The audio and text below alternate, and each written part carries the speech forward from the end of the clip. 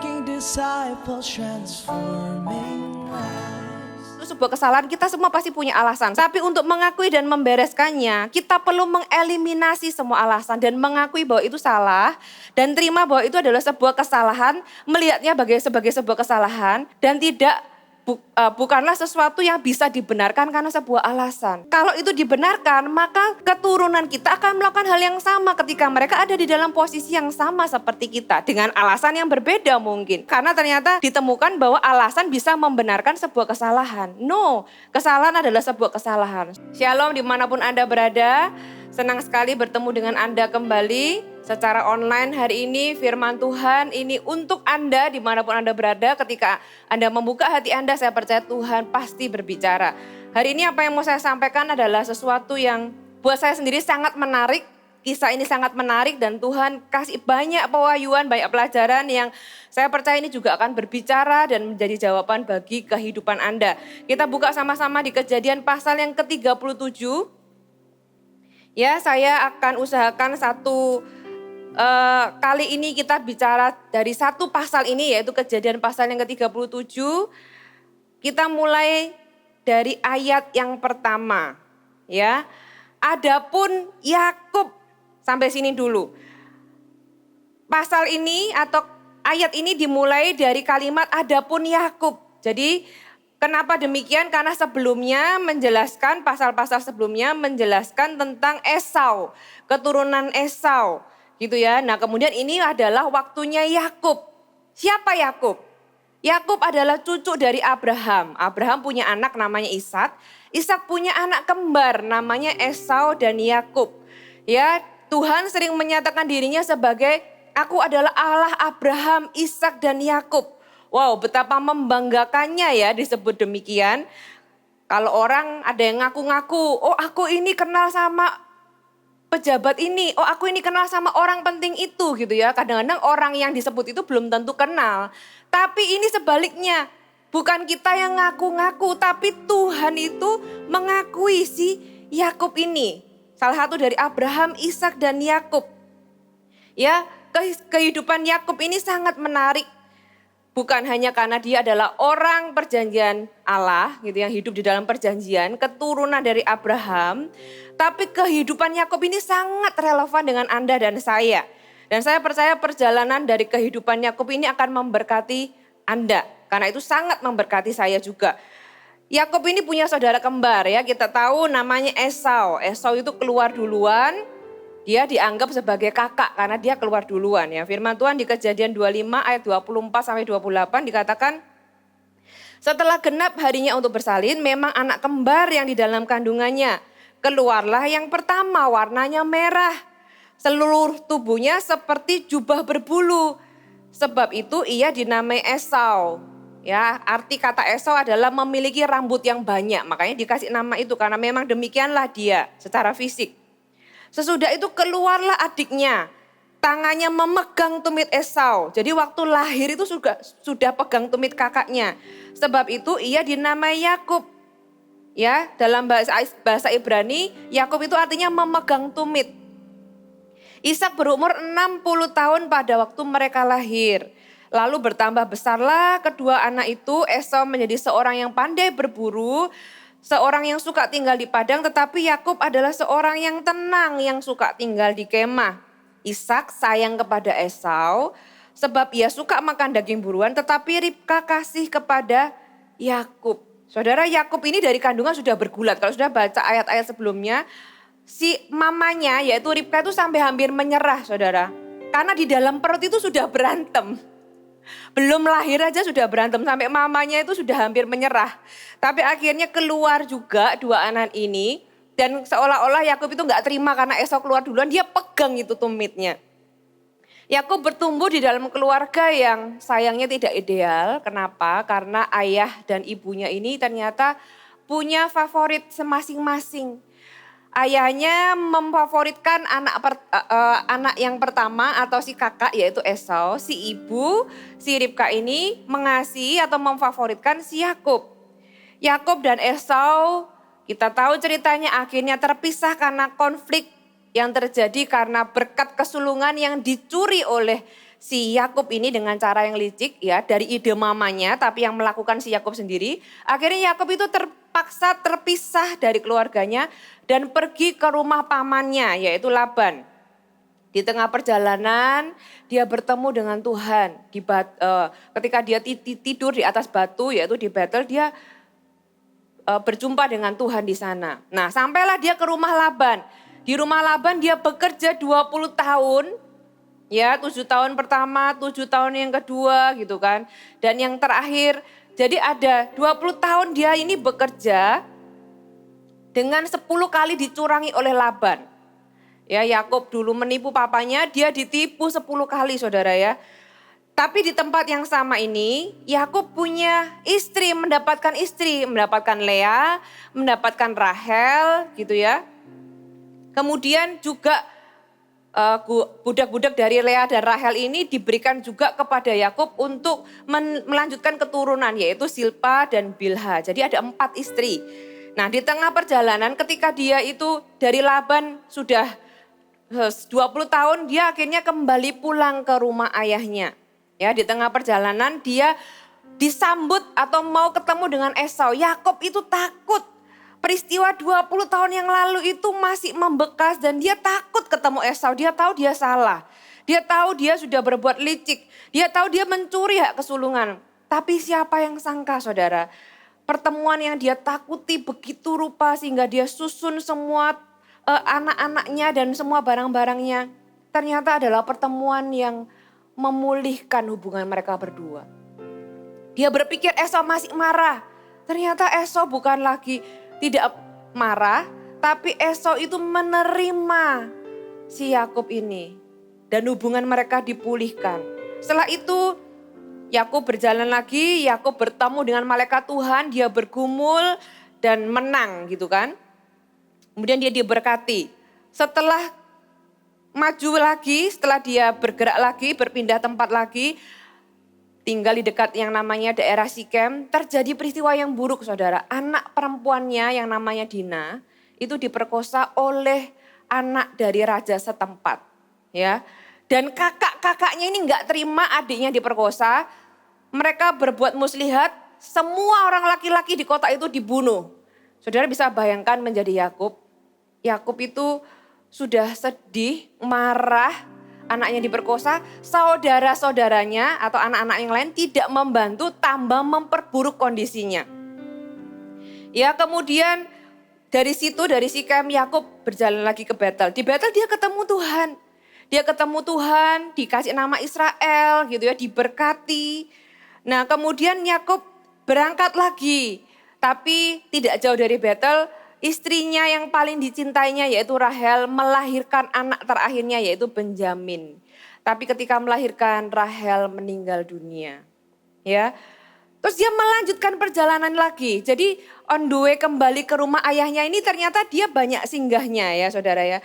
Yakub itu melanjutkan perjalanan, ternyata ada kejadian buruk lagi. Anaknya yang pertama itu selingkuh dengan istrinya saudara.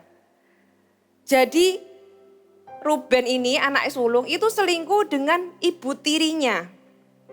Ya, akhirnya singkat cerita Yakub benar-benar sampai di rumah ayahnya. Di Kejadian 35 ayat yang ke-29 ending story-nya adalah lalu meninggallah Ishak, ia mati dan dikuburkan kepada kaum keluarganya, ia tua dan suntuk umur, maka Esau dan Yakub anak-anaknya itu menguburkan dia. Akhirnya dia ketemu papanya setelah sekian puluh tahun tidak ketemu karena konflik keluarga yang menyebabkan mereka terpisah. Saudara, kalau saya rangkum ya kehidupan perjalanan Yakub dari dia di dalam kandungan. Dia bergulat dengan saudara kembarnya gitu ya, lahir sambil memegang tumit. Kemudian dia bertumbuh dikasih oleh ibunya dan kehilangan figur dan kasih dari ayahnya. Ya, kemudian dia mencuri hak kesulungan dengan ide ibunya. Akhirnya terjadilah konflik keluarga yang menyebabkan dia harus pergi berpisah dan tidak bertemu dengan ibunya lagi sayangnya sampai akhir hidupnya dia gak ketemu dengan ibunya lagi. Ya di dalam perjalanan Yakub ini ketemu Tuhan. Dia diberkati, dia diberikan janji penyertaan. Kemudian kerja di rumah pamannya Laban, dia ditipu, dicurangi gitu ya. Tapi di waktu yang sama Yakub juga mengalami berkat-berkat Tuhan secara materi. Dia punya istri, dia punya anak gitu ya. Kemudian materi juga semakin bertambah. Kemudian dia kembali pulang, Yakub ketemu dengan Esau dan dipulihkan. Jalan sedikit lagi terjadi peristiwa anaknya diperkosa gitu ya. Dan anak-anak yang lain memperburuk situasinya. Jalan berikut lagi ngalami Tuhan. Jalan berikut lagi, maju sedikit lagi, dia ditinggal istri yang paling dicintainya. Dia maju sedikit lagi, perjalanannya bertambah, anaknya selingkuh dengan istrinya. Gitu ya. Dan sampai di tempat kediaman ayahnya, dia bertemu dengan ayahnya, mungkin tidak dalam waktu yang cukup lama, kemudian ayahnya meninggal dan dia punya kesempatan untuk menguburkan ayahnya. Saudara, kalau saya sampaikan cerita kisah Yakub tadi, dan saya ingatkan Anda bahwa Yakub ini adalah keturunan Abraham, orang yang diberkati Tuhan, orang yang tinggal dalam perjanjian berkat. Hidupnya itu seolah penuh dengan kesalahan, kecurangan, konflik, penderitaan. Tapi juga ada jejak-jejak pengalaman dengan Tuhan. Ya, hidupnya naik turun kayak roller coaster, saudara ya. Saya waktu baca ini saya mikir, oh Tuhan, hidup kayak gini ini sudah kayak jungkir balik gitu ya. Naik roller coaster penuh dengan teriakan. Bukankah ini sangat relevan dengan kehidupan kita? Ya, kalau Anda bertanya jadi anak Tuhan, disertai Tuhan kok ditipu, alami konflik, lakukan kesalahan-kesalahan, tumbuh di dalam keluarga yang tidak ideal, bergumul dengan ketakutan dan perasaan tidak dikasihi. Saudara, mungkin Yakub juga punya pertanyaan yang sama. Mungkin waktu itu sepanjang hidupnya Yakub juga punya pertanyaan yang sama, saudara. Tapi lihat bagaimana Tuhan itu bekerja dalam semuanya itu walaupun sepertinya tidak kelihatan. Tapi Tuhan membuat semua perjalanannya ini terlihat ada jejak tangan Tuhan, penyertaan Tuhan. Dia mengalami konsekuensi dari kesalahannya. Tapi dia tidak kehilangan penyertaan Tuhan. Apa yang kita pelajari dari kehidupan Yakub? Yang pertama, life is hard but God's love is beyond all the hardship. Ya, hidup ini memang sukar. Tetapi kasih Tuhan itu melampaui semua kesukarannya. Saya ingat ayat di Mazmur 90 ayat yang ke-10. Masa hidup kami 70 tahun dan jika kami kuat 80 tahun. Dan kebanggaannya adalah kesukaran dan penderitaan. Ternyata kebanggaannya itu bukan materi, saudara. Disebut di sini kebanggaannya adalah kesukaran dan penderitaan. Sebab berlalunya buru-buru dan kami melayang lenyap. Saudara, jangan ukur kasih Tuhan dari tidak adanya penderitaan dalam kehidupan kita. Ya, tapi lihatlah kasih Tuhan yang bekerja di dalam dan melalui semua kejadian di dalam kehidupan kita. Ya, pelajaran apa? Yang kedua, pemulihan adalah salah satu pekerjaan yang Tuhan sukai. Saudara, pemulihan demi pemulihan terjadi. Yakub itu sampai pada akhirnya dia mengalami banyak pemulihan. Seringkali ada konflik, ada kesalahan yang menyebabkan terjadinya keretakan hubungan, saudara ya. Mungkin karena kesalahan kita di dalam kehidupan kita ini, mungkin juga karena kesalahan orang lain. Ada konflik yang kita bisa selesaikan dengan sesederhana kita meminta maaf dan berbaikan kembali. Atau ada konflik yang tidak sesederhana itu, tidak bisa semudah meminta maaf. Ya, ada butuh waktu, tapi kita juga ada konflik-konflik yang butuh campur tangan Tuhan. Ternyata Tuhan itu adalah Tuhan yang suka sekali memulihkan hubungan. Anda bisa expect itu dalam kehidupan Anda kalau Anda sungguh-sungguh dengan Tuhan. Adapun Yakub, tadi pasal yang pertama, ia diam di negeri penumpangan ayahnya, yakni di tanah Kanaan. Yakub akhirnya menetap dan meneruskan apa yang Ishak bangun selama ini, sedangkan Esau itu tinggal di tempat yang lain. Nah, ayat yang kedua, inilah riwayat keturunan Yakub. Yusuf tatkala berumur 17 tahun, jadi masih muda, biasa mengembalakan domba bersama-sama dengan saudara-saudaranya. Saya tambahin tiri gitu ya, karena tidak seibu. Anak-anak Bilha dan Silpa, kedua istri ayahnya. Yusuf menyampaikan kepada ayahnya kabar tentang kejahatan saudara-saudaranya. Saudara, kalau Anda baca ayat ini ada yang aneh enggak? Biasanya kalau saudara baca di kitab-kitab, maksudnya di pasal-pasal sebelumnya atau kitab-kitab yang lain, kalau ngomong tentang keturunan biasanya langsung disebut keturunan ini anaknya namanya ini, anaknya namanya ini, nanti punya anak namanya ini itu gitu ya. Tapi kalau ini lain saudara. Riwayat keturunan Yakub titik langsung Yusuf tatkala berumur 17 tahun. Dia nggak disebutkan anaknya siapa saja, tapi langsung Yusuf, berarti kehidupan si Yakub ini itu sangat berhubungan atau keturunan-keturunan Yakub ini sangat berhubungan dengan kisah hidupnya Yusuf. Ya, ayat berikutnya tadi dikatakan Israel lebih mengasihi Yusuf dari semua anaknya yang lain. Sebab Yusuf itulah anak yang lahir pada masa tuanya. Dan ia menyuruh membuat jubah yang maha indah bagi dia. Saudara, waktu saya baca ayat ini, sebenarnya 2 ayat ini menggambarkan sebuah kondisi keluarga yang tidak harmonis, kondisi keluarga yang tidak ideal. Ya, Yusuf itu pergi disuruh mengembalakan domba bersama dengan kakak-kakaknya, pulang ngelaporin kakak-kakaknya. Ya, kalau saudara punya saudara kandung suka ngelaporin Anda, seneng enggak? Pasti jengkel gitu ya, demikian juga saudara-saudaranya. Dan enggak cuma itu, ayat itu dilanjutkan dengan Israel lebih mengasihi Yusuf. Atau si Yakub ini lebih mengasihi Yusuf dari semua anak lainnya. Saudara, saya itu waktu baca ini bertanya, loh Bapak Yakub, kok diulangi lagi? Kok diulangi lagi? Bukankah gara-gara itu dulu Bapak Yakub ini terjadi konflik dengan saudara Anda yaitu Esau gitu ya, kalau saya boleh tanya. Karena papa yang pilih kasih, waktu itu Ishak pilih kasih kan, Ishak sayang kepada Esau, Ribka kepada Yakub. Lah kok sekarang diulangi lagi? Nah dan guess what? Konflik yang terjadi lebih besar.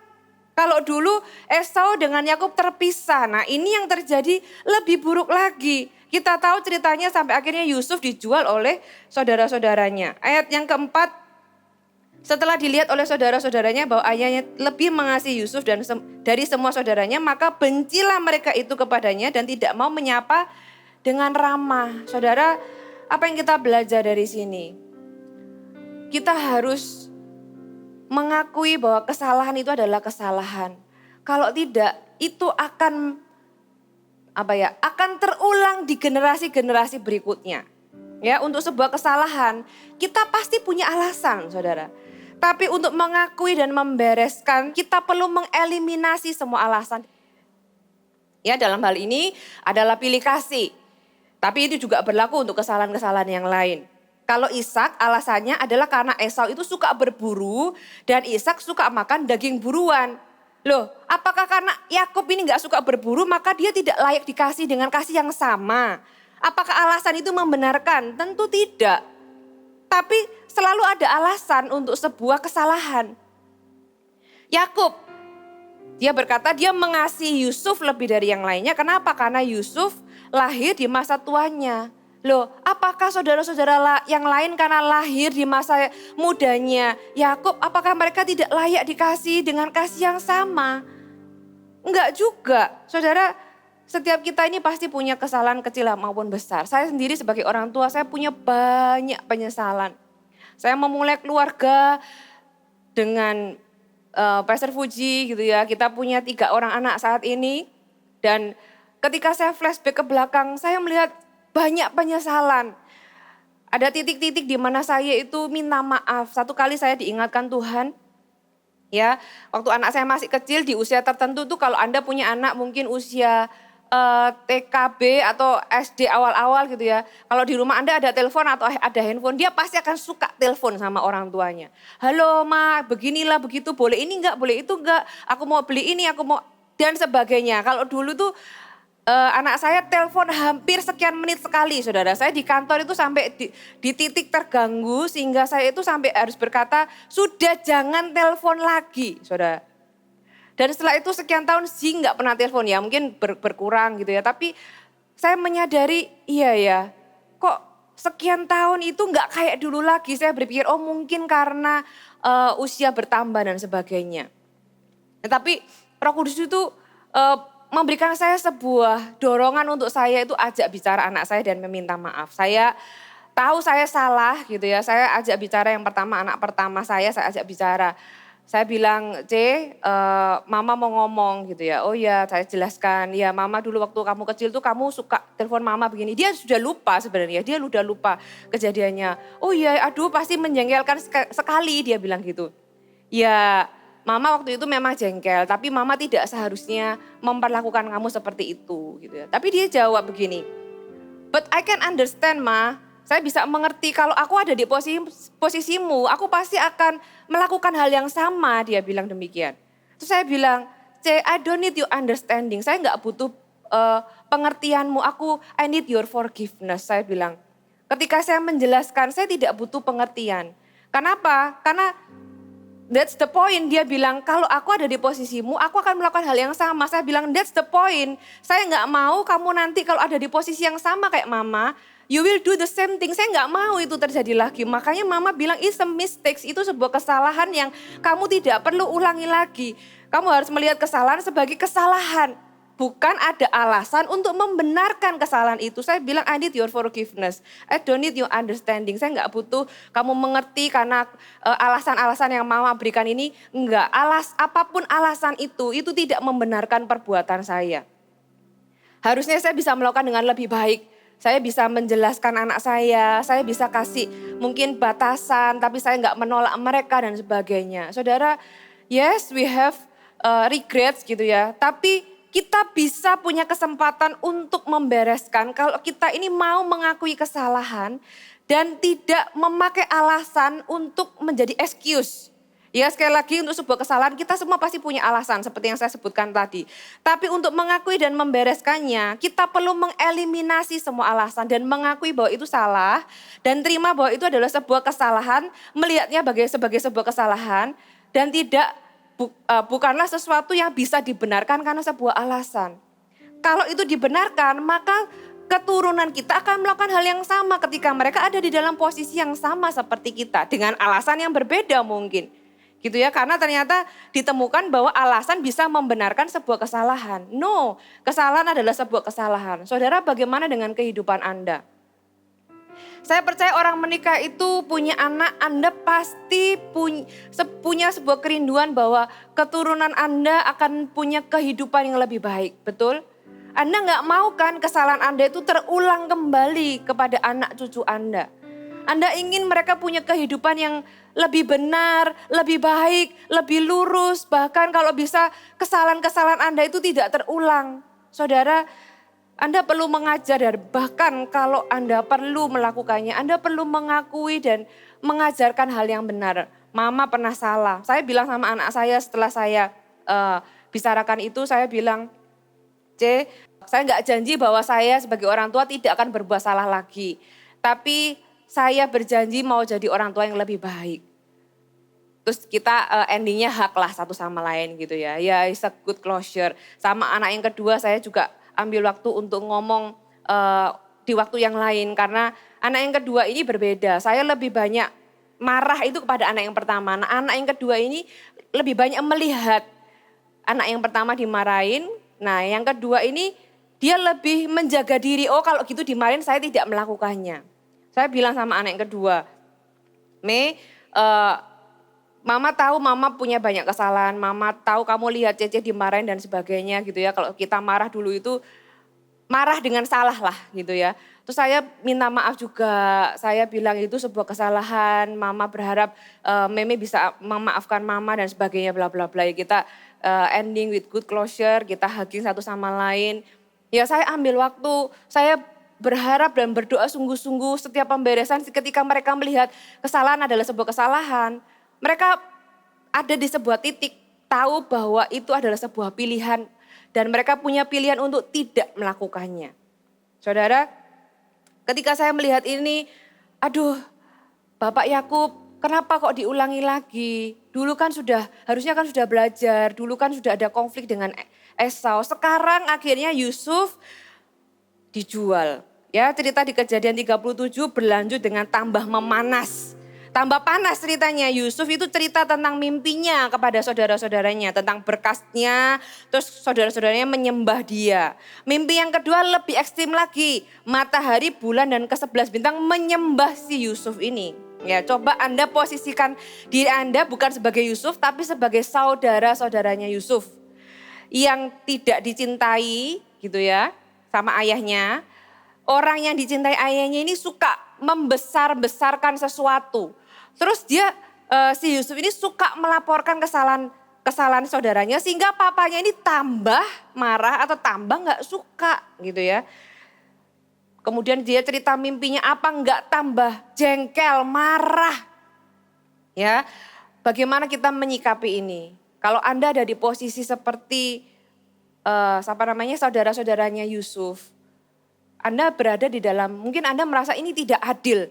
Sama-sama anak tapi kasihnya enggak sama gitu ya. Atau sama-sama karyawan tapi diperlakukan dengan cara yang tidak adil. Atau sama-sama melakukan sesuatu tapi tidak dihargai dengan penghargaan yang sama dan sebagainya.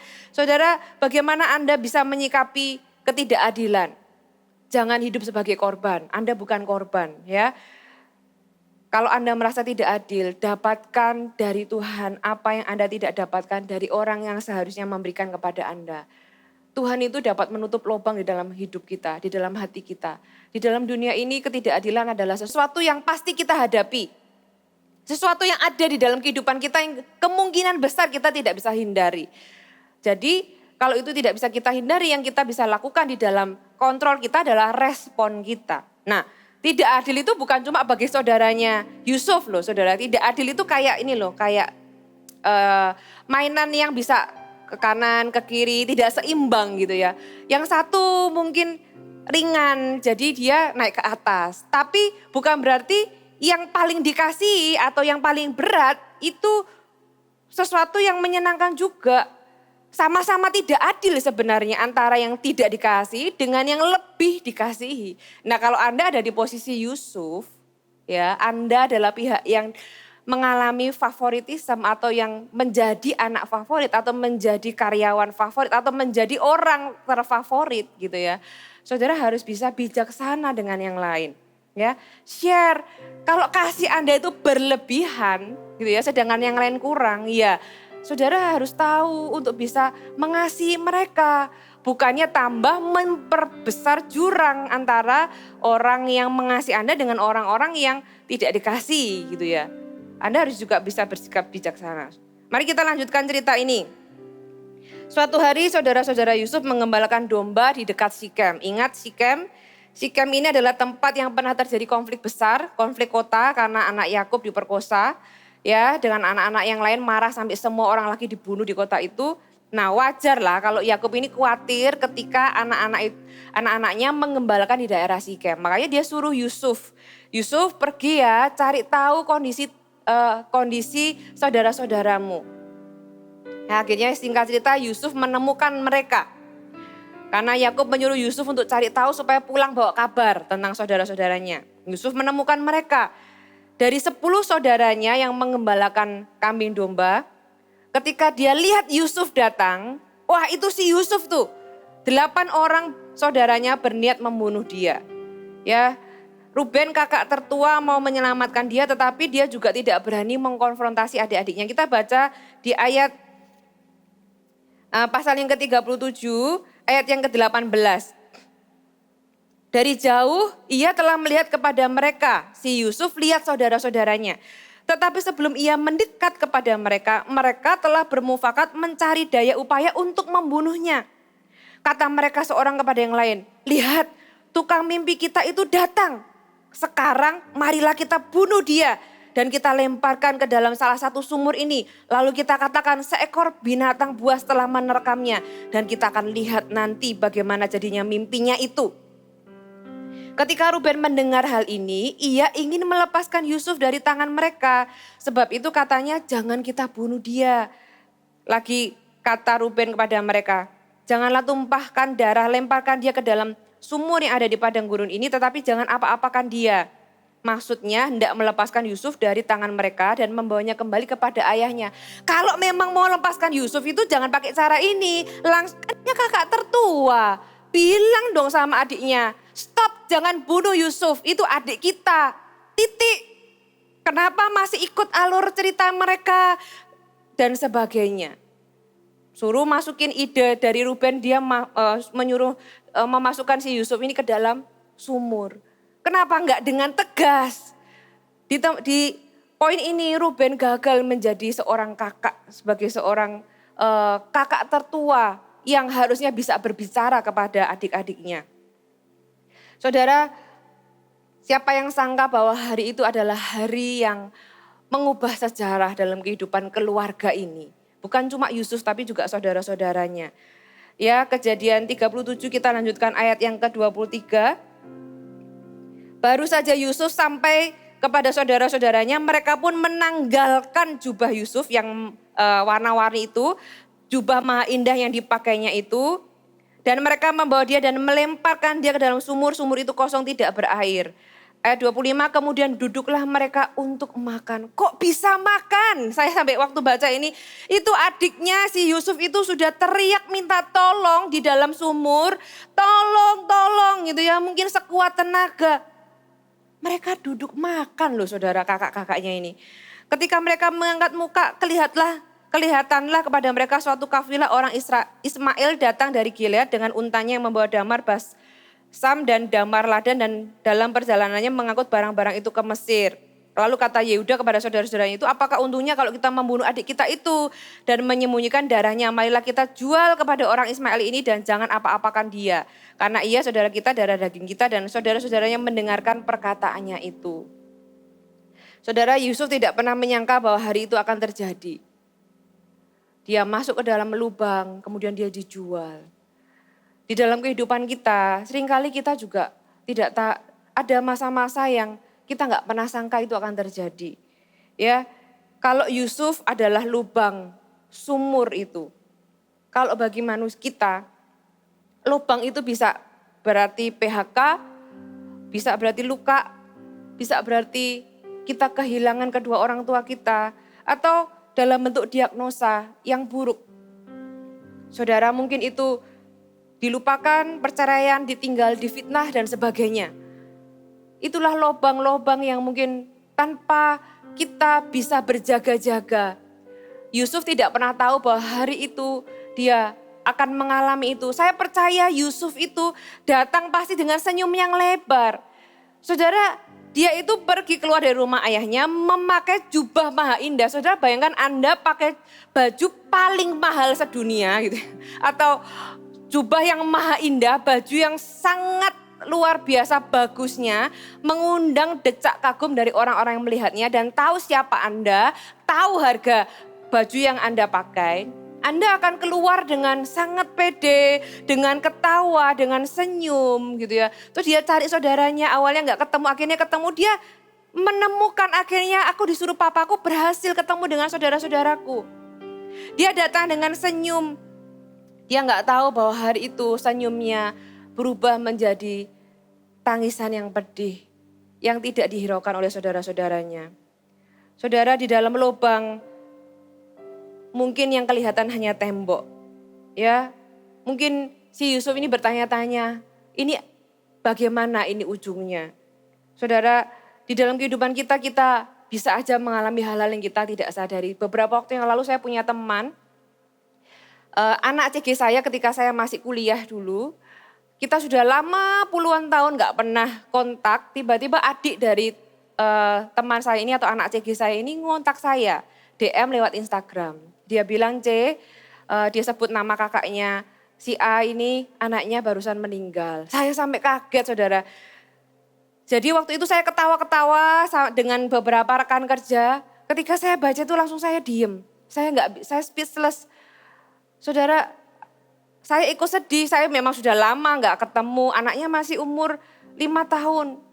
Gitu ya, saya pernah baca satu buku, di buku itu ditulis tidak ada kelas manapun atau tidak ada orang tua manapun yang siap ketika anaknya dipanggil secara tiba-tiba. Tidak ada kelas manapun yang bisa mempersiapkan kita untuk kejadian-kejadian yang seperti itu, saudara. Nah, di dalam kehidupan kita ada waktu-waktu kita ada di atas, dapatkan promosi gitu ya. Kemudian kita menjalani kehidupan yang mendapat promosi, menikah, punya season yang baru. Tapi mostly dalam kehidupan kita ini di kelas menengah ya. Kita harus nyetir ke kantor, kita harus antar jemput anak sekolah, kita bekerja sampai larut malam, kita membayar tagihan dan tiba-tiba dalam satu kesempatan hidup berbalik. Tiba-tiba mobil kita mengalami kecelakaan, tiba-tiba pasar properti jatuh, tiba-tiba kita menerima diagnosa yang buruk. We never know. Seperti Yusuf di hari itu. Saudara, apa yang kita belajar di sini? Ketika kita terjebak atau jatuh ke dalam lubang, kita punya satu pandangan, kita cuma bisa memandang ke atas. Kenapa? Karena di sekeliling kita cuma tembok. Lubang di dalam kehidupan kita itu memaksa kita memandang ke atas. Cuma Tuhan yang bisa tolong kita. Seseorang di atas sana harus turun untuk tolong kita. Kalau Tuhan melakukannya untuk Yusuf, saya percaya Tuhan juga akan melakukannya untuk Anda. Kita lanjutkan ayat ini lagi. Ayat yang ke-31, kemudian mereka mengambil jubah Yusuf dan menyembelih seekor kambing lalu mencelupkan jubah itu ke dalam darahnya. Jubah maha indah itu mereka suruh antar kepada ayah mereka dengan pesan, ini kami dapati. Silahkan Bapak periksa apakah jubah ini milik anak Bapak atau tidak. Ya, seperti yang mereka rencanakan. Ketika Yusuf memeriksa jubah itu, ia berkata, ini jubah anakku. Binatang buas telah memakannya. Tentulah Yusuf telah diterkam. Dan Yakub mengoyakkan jubahnya lalu mengenakan kain kabun pada pinggangnya dan berkabunglah ia berhari-hari lamanya karena anaknya itu. Sekalian anaknya laki-laki dan perempuan berusaha menghibur dia, tetapi ia menolak dihiburkan. Serta katanya, tidak, aku akan berkabung sampai aku turun mendapatkan anakku ke dalam dunia orang mati. Demikianlah Yusuf ditangisi oleh ayahnya. Ini di luar skenario. Harusnya yang terjadi, ayahnya itu kehilangan sebentar, merasa sedih dan kehilangan. Ya, which is itu wajar. Setelah itu karena Yusuf gak ada, karena anak yang paling dikasih gak ada, jadi kasihnya itu bisa dibagi rata kepada anak-anak yang lain. Ya kan? Itu kan yang diharapkan dari ke-10 saudara yang lain. Karena mereka merasa gak dikasih. Kalau yang satu ini disingkirkan, papa akan sayang sama aku. Sebaliknya yang terjadi, ayahnya malah berkabung terus sejak hari itu. Ada bagian di dalam diri Yakub tuh yang mati. Something inside. Sesuatu yang di dalam itu mati walaupun dia masih hidup secara fisik. Pernahkah Anda mengalami sebuah kesedihan yang sangat dalam? Ya, sehingga Anda merasa sebagian dari hati Anda itu mati atau hilang. Saudara, entah karena seperti Yakub kehilangan orang yang sangat dikasih, atau entah karena Anda pernah merasa dikhianati, atau entah karena Anda merasa dilukai atau karena sebuah trauma atau kejadian. Saudara, ini yang membuat kisah Yakub ini begitu relevan. Yakub itu mengalaminya. Alkitab ini so real ya, sangat relevan dengan kehidupan kita, menjelaskan banyak kejadian dan bagaimana kita itu mengalami emosi-emosi di dalam kejadian-kejadian itu. Ya, nggak cuma Yakub yang berkabung, saudara. 10 saudara yang lainnya, mereka harus hidup di dalam rahasia. Mereka terjebak di dalam kesalahannya mereka. Pasti mereka lihat-lihatan satu sama lain, gimana ini? Ini di luar skenario. Papa kok jadi seperti ini? Ini bukan yang kita mau, tapi kita nggak mungkin kan bilang bahwa ini semua adalah tipuan. By the way, kita nggak tahu loh sekarang Yusuf ada di mana. Terus gimana ini? Akhirnya satu sama lain lihat-lihatan. Ya, mereka memilih untuk hidup di dalam rahasia. Saudara, hidup di dalam rahasia itu adalah hidup yang paling tidak damai sejahtera. Hidup di dalam rahasia itu adalah hidup yang gak enak, saudara ya. Kayak ada yang salah, ada yang harusnya gak seperti ini tapi kita gak bisa ngomong gitu ya. Itu kayak menjebak kita dalam sebuah ruang kosong tapi kita gak menemukan jalan keluar. Saudara, belajarlah hidup di dalam terang. Belajar dari keluarga ini. Saya percaya firman Tuhan menulis supaya kita itu seharusnya tidak perlu mengulangi. Kan lebih enak kita belajar dari kesalahan orang lain kan. Yes, kita bisa punya hikmat karena kesalahan. Kita belajar dari kesalahan kita. Tapi kan jauh lebih baik kalau kita belajar dari kesalahan orang lain. Saudara, belajarlah hidup di dalam terang. Hidup dalam rahasia itu paling nggak damai sejahtera loh saudara. Di sisi lain, ya saudara-saudara saudara-saudara Yusuf ini, mereka itu hidup melanjutkan tanpa tahu jalan keluar dari rahasia yang mereka simpan. Ya, jadi Anda harus belajar hidup di dalam terang. Kalau Anda punya rahasia yang Anda perlu buka, ya karena Anda merasa selama ini itu yang selama ini menghantui Anda dan membuat Anda tidak tenang. Saudara temukan orang yang tepat, orang yang bisa ajak Anda bicara, Anda percayai gitu ya. Supaya Anda bisa keluar dari jebakan rasa bersalah Anda sendiri. Karena itu sebenarnya ada kok jalan keluarnya. Saudara bisa memilih atau berani melakukannya. Di tempat yang tepat, kepada orang yang tepat. Ayat berikutnya Kejadian 37 ayat 36. Saya akhiri dengan ayat ini. Adapun Yusuf, ia dijual oleh orang Midian itu ke Mesir. Jadi dari saudara-saudaranya dijual ke orang Midian. Ya, dari orang Midian dijual lagi ke Mesir. Nah, yang beli adalah kepada Potifar, seorang pegawai istana Firaun, kepala pengawal raja. Yusuf mendengar ada saudagar datang. Kemudian dia mendengar terjadi tawar-menawar. Ternyata dia loh yang ditawar. Dia diperlakukan seperti barang. Kalau sudah lihat orang kalau memperlakukan budak itu kayak barang. Dilihat dulu ini orang kutuan apa enggak ya. Coba ditendang gitu kan. Ditendang apakah orang ini itu kuat apa enggak ya. Atau lemah enggak sih orang ini gitu ya. Itu menentukan harga. Kalau ditendang sebentar enggak bisa bangun. Dia harganya rendah. Berarti dia enggak punya energi gitu kan. Enggak bisa kerja. Dicek apakah sakit apa enggak dan sebagainya. Terus ditaruh di dalam kotak yang biasanya isinya itu binatang.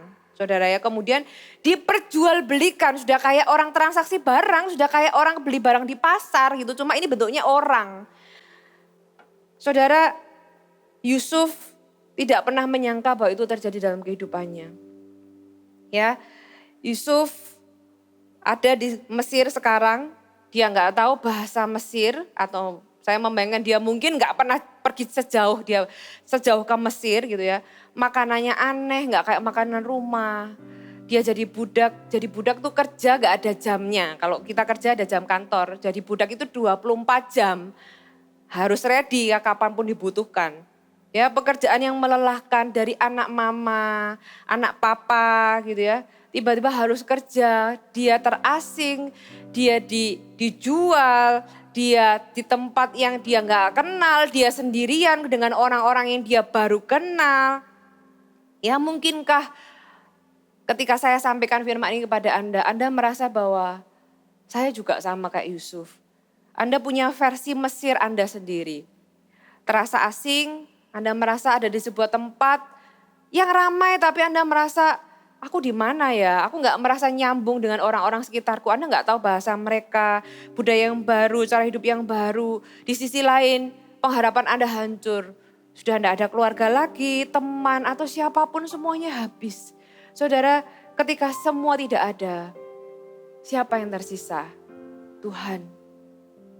Anda tidak sendirian. Ketika semuanya hilang, keluarga, teman, uang, semuanya hilang, semuanya meninggalkan Anda, bahkan menjual Anda. Siapa yang tersisa? Tuhan. Ya, ini sebuah titik di mana Yusuf ketika dia melihat ke belakang. Ini sesuatu yang menyakitkan. Saya akan sampaikan itu di minggu depan. Jadi pastikan Anda mengikuti kelanjutan dari firman Tuhan ini. Tapi kita belajar dari sini. Ada sesuatu yang menarik di sini. Hey, satu sisi yes, ini adalah penderitaan yang menyakitkan. Dijual oleh saudara sendiri. Itu lebih menyakitkan, itu lebih sakit daripada dipukul oleh saudagar yang membelinya. Itu lebih sakit daripada jadi budak dan mengerjakan pekerjaan yang melelahkan. Itu lebih sakit dijual oleh saudara sendiri. Tapi dapatkah Anda melihat bahwa ini adalah titik awal perjalanan Yusuf menuju istana? Apa yang kita lihat sebagai penderitaan, Tuhan melihat sebagai sebuah jalan menuju penggenapan mimpi yang Tuhan berikan kepada Yusuf. Ketika Yusuf di waktu itu dia tidak bisa melihat ada pribadi yang lain yang pegang hidupnya, yang tahu Yusuf ini mau dibawa kemana. Demikian juga dengan Anda hari ini. Dimanapun Anda berada, mungkin Anda tidak tahu ke depan ini seperti apa. Anda merasa seperti ada di titik Yusuf. Tapi Tuhan itu pegang hidup Anda. Apa yang Anda tidak tahu di masa depan, Tuhan sudah tahu. Peristiwa yang sepertinya sebuah penderitaan yang menyakitkan. Tapi ternyata ini adalah awal perjalanannya menuju ke istana. Awal perjalanannya menuju penggenapan mimpi. Mari kita datang di hadirat Tuhan. Percayakan hidup Anda di dalam genggaman Tuhan. Kita tidak tahu rencananya, tapi kita tidak harus mengerti, kita tidak harus tahu. Tapi kita hanya butuh percaya dan menyerahkan hidup kita kepada Tuhan. Hai, terima kasih sudah bergabung bersama kami, Gereja Mount Sharon, Jabodetabek. Sebagai gereja Tuhan, adalah kerinduan bagi kami untuk melihat Anda terus bertumbuh di dalam pengenalan akan Tuhan dan mengalami perubahan hidup. Maka dari itu, bergabunglah bersama komunitas kecil kami, Connect Group. Dapatkan informasi lebih lanjut pada kolom deskripsi kami. Last but not least, don't forget to subscribe dan bagikan video ini kepada orang yang Anda kasihi. Thank you for joining us and see you next time.